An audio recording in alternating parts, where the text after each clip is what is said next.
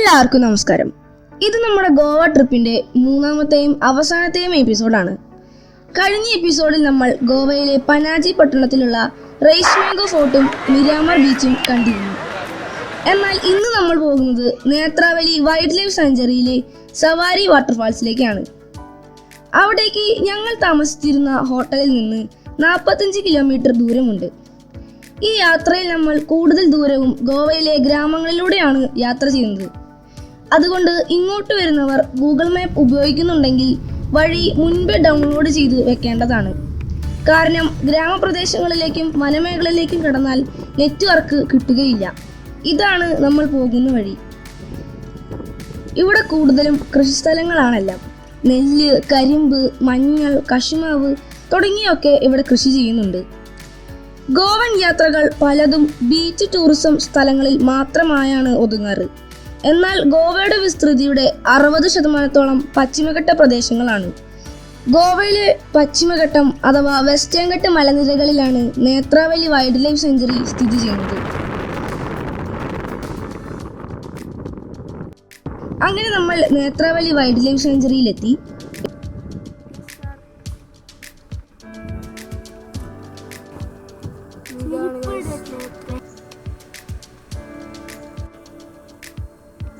എൻട്രൻസിൽ നിന്ന് ടിക്കറ്റ് എടുക്കണം.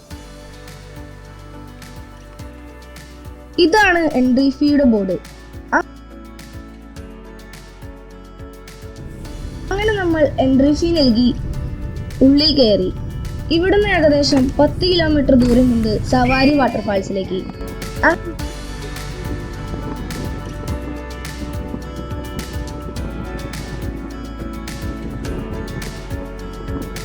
നമ്മൾ പാർക്കിംഗ് സ്ഥലത്തെത്തി. ഇവിടെ നിന്ന് 10-15 മിനിറ്റ് കാട്ടിലൂടെ നടക്കണം. ഇതാണ് പോകുന്ന വഴി.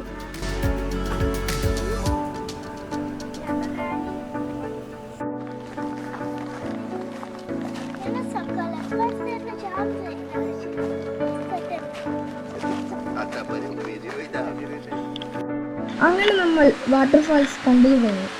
ഇത് പോകുന്ന വഴിയിലാണ് ഇങ്ങനെ കാണുന്നത്. ഇവിടെ സ്റ്റെപ്പുകളെല്ലാം ഉണ്ട്. ഇതിലൂടെ നടന്നു ചെന്നാലാണ് നമുക്ക് വെള്ളച്ചാട്ടം കാണാൻ കഴിയുക. അങ്ങനെ നമ്മൾ താഴെ എത്തി. അത്യാവശ്യം തിരക്കുണ്ടായിരുന്നു ഇവിടെ. ഇതാണ് ഗോവയിലെ സാവരി വെള്ളച്ചാട്ടം.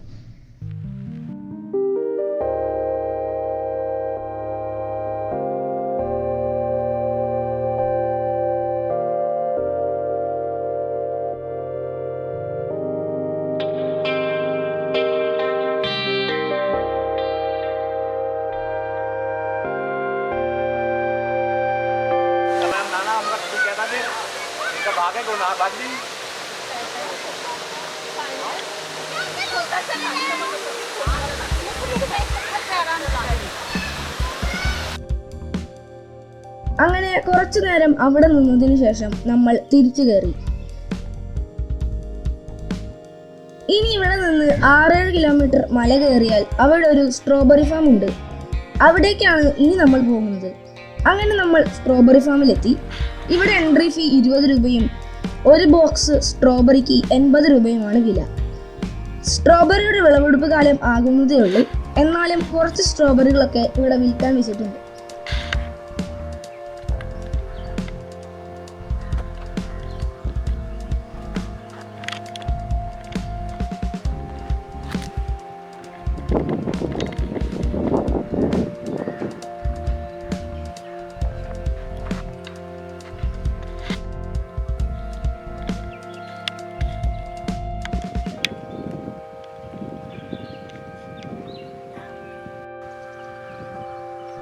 നാലഞ്ച് സ്ട്രോബെറി ഫാമുകൾ ഇവിടെ ഉണ്ട്.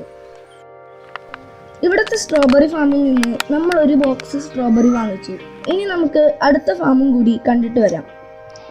നമ്മുടെ നാട്ടിലെ കുടുംബശ്രീ പോലുള്ള സ്ത്രീകളുടെ ചെറു സംഘങ്ങളാണ് ഇവിടെ സ്ട്രോബെറി ഫാമുകൾ നോക്കി നടത്തുന്നത്.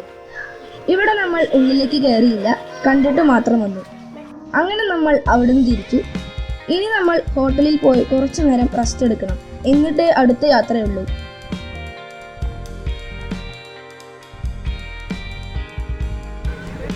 നമ്മൾ റെസ്റ്റ് എടുത്ത് ഹോട്ടലിന് അടുത്തുള്ള ഒരു ബീച്ചിലേക്കാണ് വന്നത്. ഇതാണ് കോൾവ ബീച്ച്. ഇവിടെ വാട്ടർ സ്പോർട്സ് ആക്ടിവിറ്റികളൊക്കെ ഉണ്ട്. ഇതാണ് അതിൻ്റെ ലിസ്റ്റ്.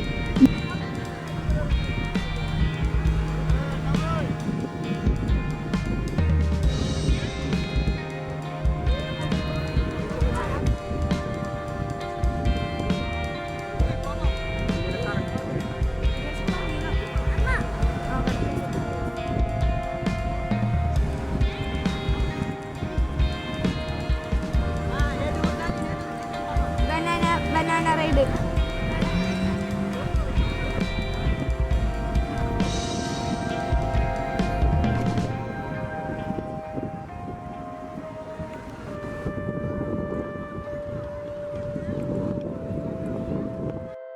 ഇതാ ഒരു hot air balloon.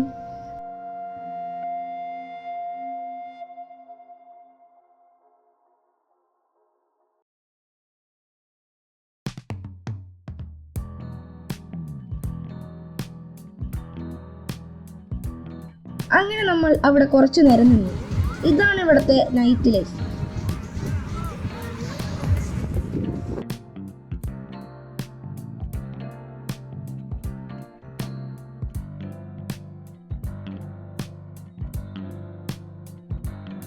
Beach night ലൈഫിന് ഏറെ പേരുകെട്ട ഒരു ബീച്ചാണ് ഇത്. ബീച്ചിനടുത്ത് തന്നെയുള്ള വലിയ പാർക്കിംഗ് സൗകര്യം ഈ ബീച്ചിന്റെ പ്രത്യേകതയാണ്. നമ്മൾ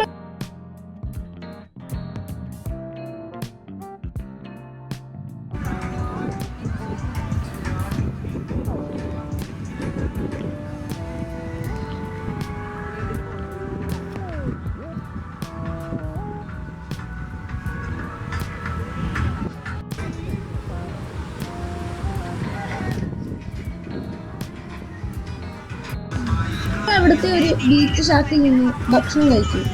അങ്ങനെ കോൾവ ബീച്ചിന് പുറത്തു കിടന്നു. ഇത് അതിന് പുറത്തുള്ള കാഴ്ചയാണ്.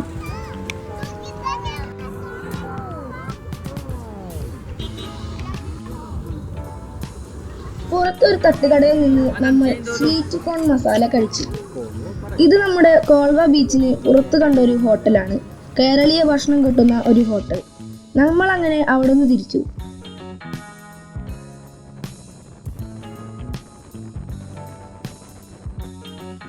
തിരിച്ചു പോകുന്ന വഴിയിൽ കണ്ട ഒരു ക്രിസ്മസ് ക്രിബാണിത്. ഗോവക്കാർ ക്രിസ്മസും ന്യൂ ഇയറും ഒക്കെ വലിയ ആഘോഷങ്ങളായാണ് ഇവിടെ ആഘോഷിക്കാറ്. അതുകൊണ്ട് ഇവിടെ പലയിടങ്ങളിലും ഇതുപോലെ വർണ്ണാഭമായ ക്രിബുകളും കാണാമായിരുന്നു. ഈ ക്രിബും കണ്ട് ഞങ്ങൾ ഹോട്ടലിലേക്ക് തിരിച്ചു. നാളെ കാലത്ത് ഞങ്ങൾ നാട്ടിലേക്ക് തിരിച്ചു പോകും. അങ്ങനെ ഞങ്ങളുടെ ഗോവ യാത്ര വിവരണം ഇവിടെ തീർന്നിരിക്കുന്നു. എല്ലാവർക്കും താങ്ക്സ് ഫോർ വാച്ചിങ്.